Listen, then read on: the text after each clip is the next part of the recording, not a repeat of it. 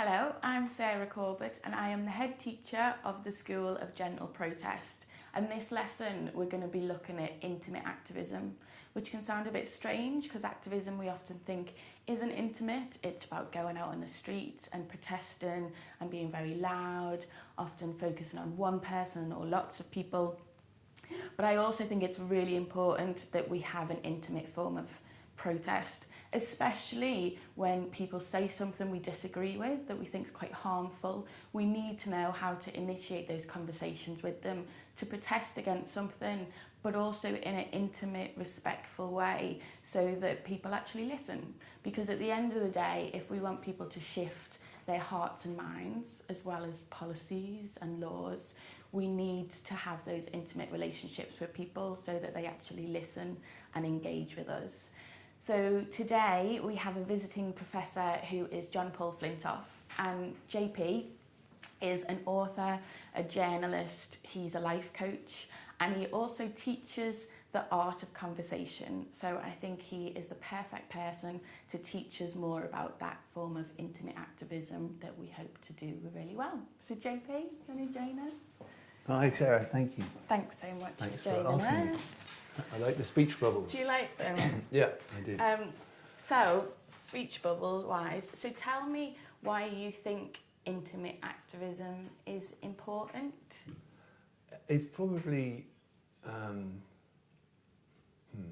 it's most important because it's the thing that can be most painful for us, because it's actually like, that person in my life did that thing, and it's, and we probably care more about that than what someone a long way away who we've never met may have said to someone else. Yeah. So it can be quite painful. Yeah. That makes it important. And it's really important because it's about being authentically yourself at any given moment. And when you were talking to me about intimate activism, you said it was about things that friends or relatives might say, but also the people that we pass in the street. That you interact with. Yeah.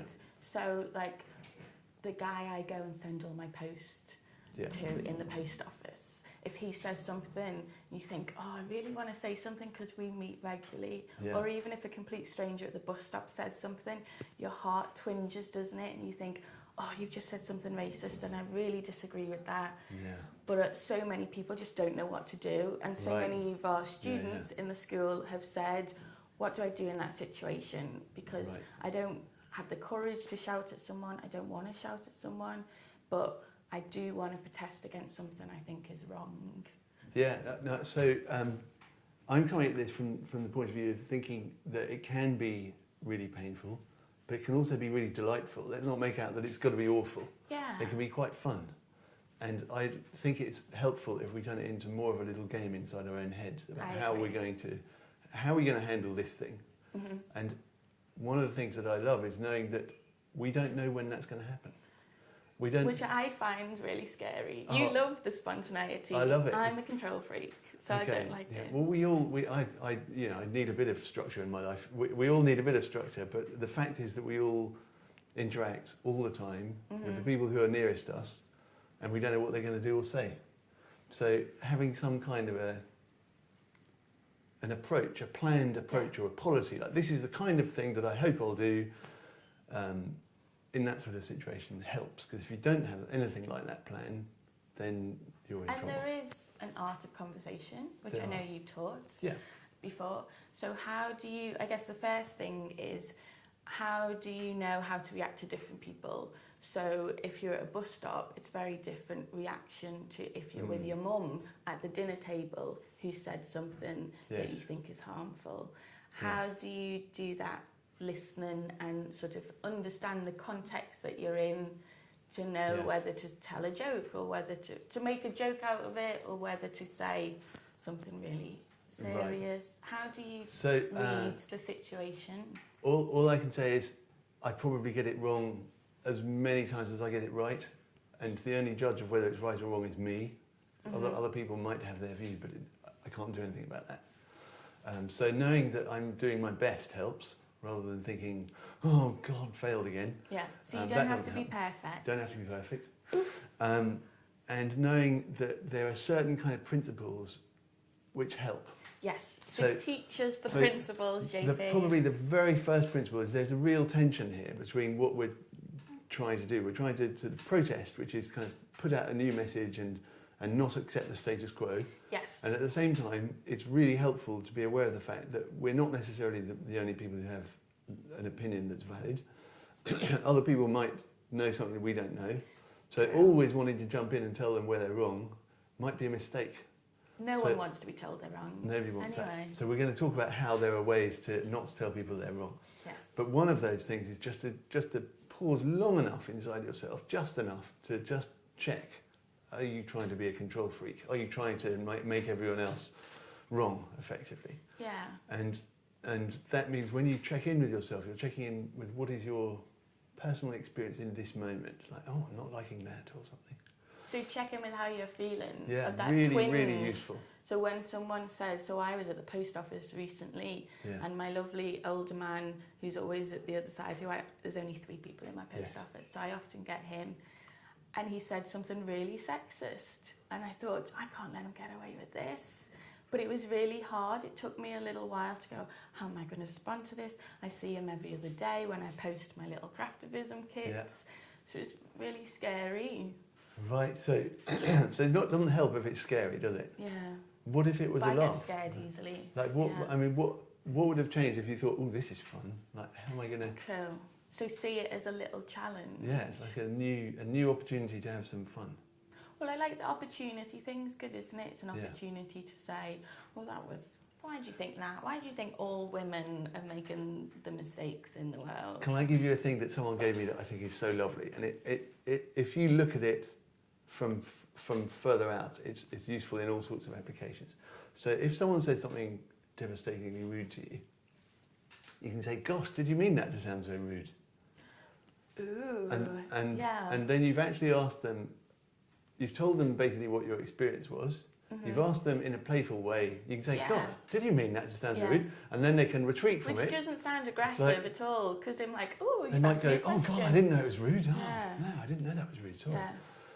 Or they might say, yeah, I did, because you're really getting up my nose. And then you go, oh, I see, sorry. Yeah, sorry about that. Yeah, what have I been up to? Yeah. So that's a lovely device, because it's really saying, this is what I'm experiencing in this second, in this moment. And was that the intention that you had when you said that? So bringing it to protest, so if someone says, all those refugees coming to take our jobs, how would you use that principle to fit in with? Well, I'm just making it up really quickly in response to you saying that. I might say something like, did you mean that to sound so unkind? Or did you mean that to sound so flattening? Or so or do you find it helps to make generalisations like that? It's a bit more aggressive. But all of these have the quality of asking the person for more information. So it's those questions, isn't it? So rather than giving someone I'll have you know that refugees contribute a lot to the economy. So don't preach at people, ask them questions.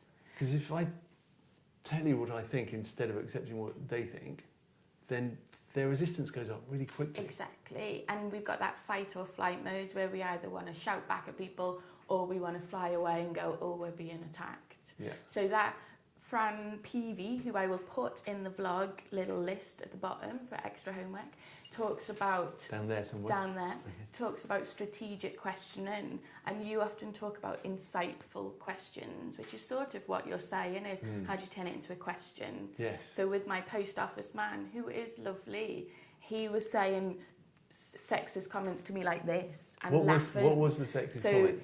He said that the post office has been taken over by a new company and they have to do loads of extra work now. And he said, I bet you it was a woman who did that. So I said, oh, hang on a minute. That's a big statement, isn't it? And he went, what do you think he meant? I bet you it is. What do you think he meant by I bet it was a woman? So I think for him, it was trying to have a joke with me.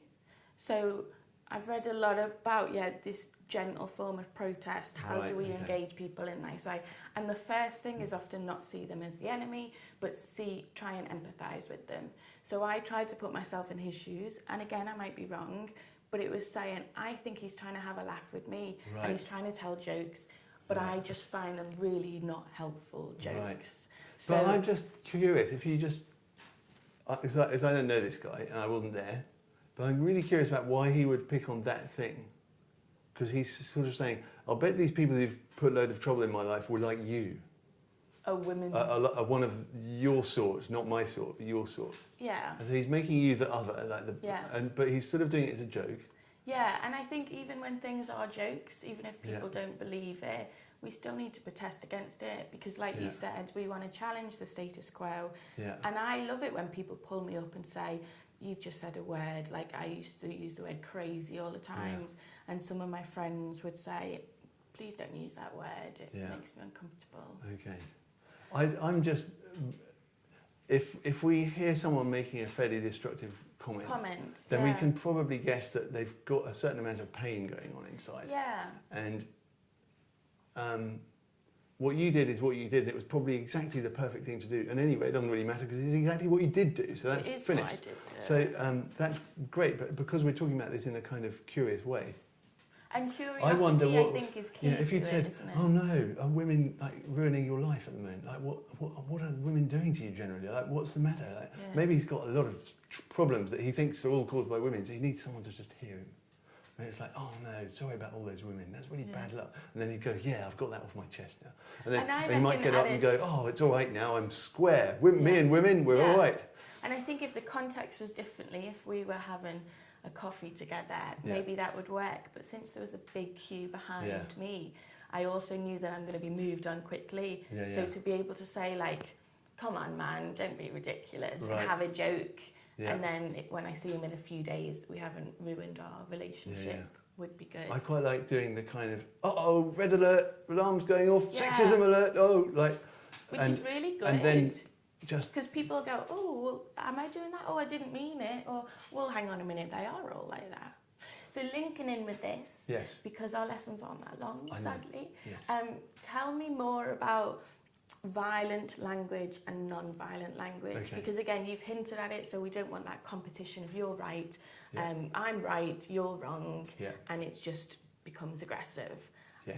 But so, often we use violent language without realising it is violent. So how do you use the thoughtful questions, the insightful questions? Well, there's another little paradox here, just before we move on to that, because it's a connection to that.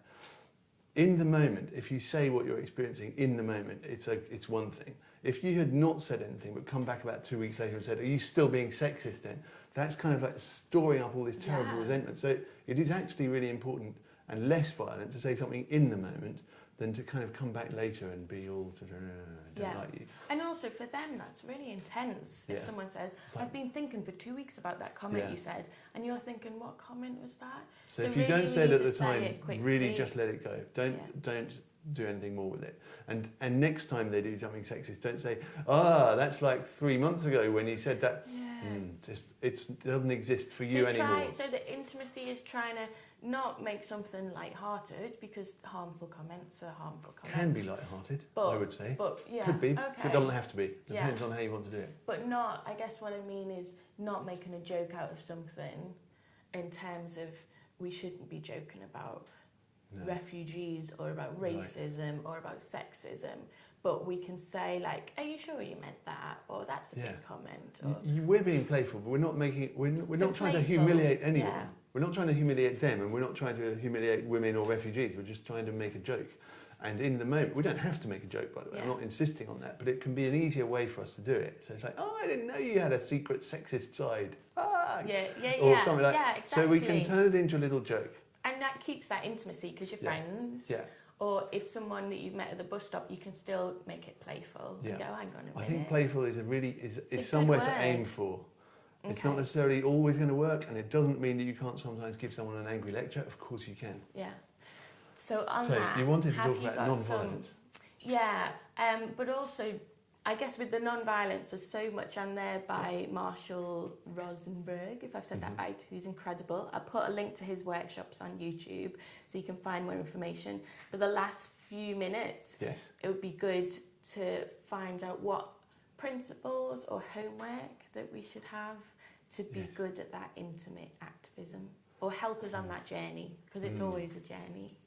Well, what you should have said, instead of saying it like that, was time out. No, I don't mean you should have said anything. I'm trying to demonstrate what violent discourse Yes. looks like. If I tell you what you should have done, Okay, then anyone watching the video again will be able to see Sarah going, what's he saying? Like, why is he telling me what I should have done? Language. Yeah. So when I say what you should do or what you shouldn't do, that's a form of violent communication. Very true. And we often find ourselves doing it to other people. And especially in protests. oh, That's what so we do. much, yeah. And we also experience it a lot in our own lives. People telling us what we should do, what we need to do. That's another one. Yeah. What we must do, what we ought to do, and the opposite. So shouldn't, mustn't, needn't, and all those things. Whenever anyone is using one of those words, that's when my little red alert bell goes off, because it feels like there's coercion, and someone somewhere has got a gun to their head. And that's what we can learn. That's the point of this school, is we can learn these top tips. We can learn when to hear that type of language and then to know how to respond with role play. So we've got 1 minute, last 60 seconds. So can you give us some the homework I would give is your homework and your homework, well. okay, is to keep a kind of a diary of all the times that you hear the word need, should, must, or ought, and especially keeping an eye on the times that you use it yourself.